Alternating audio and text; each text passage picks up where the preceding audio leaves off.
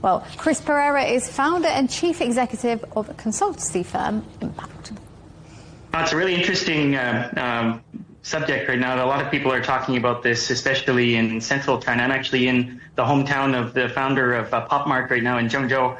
And I'm really getting the sense these days that these aren't just game characters for consumers anymore. They're relationships. So when you're looking at PopMart or if you're looking at these games, the players have spent years with these storylines. So a fragrance feels like something you're getting from someone you actually care about, or someone you know. It's not just a brand deal to the people in China and overseas, you know. So I think that's why for PopMart and for other cultural exports from China, it's not just about the toy or game anymore. It's about how connected you feel to these products. So looking ahead, I think AI will really deepen this relationship that people have with these characters, because you get a really customized experience. And the more people are able to customize their experience, the more they're going to be willing to pay for that, to feel close to these characters in real life. So do you think gaming companies are becoming the new luxury brands?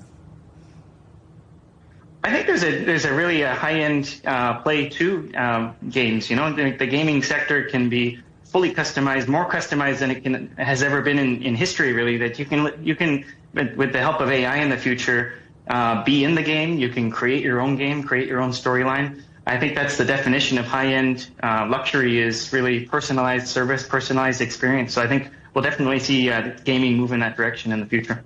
It seems to be that Gen Z in particular buy into stories and identities. Why do you think this is?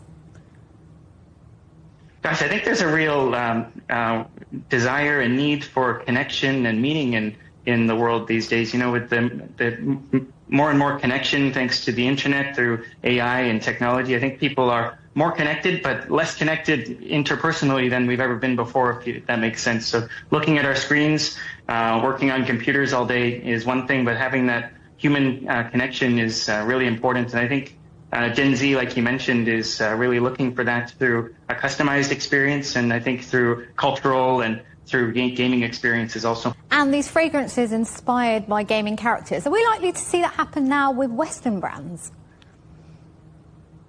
Well, there's a trend across many industries right now. So my company helps Chinese companies expand overseas, and we're seeing a trend across industries, over 500 different brands that we worked with.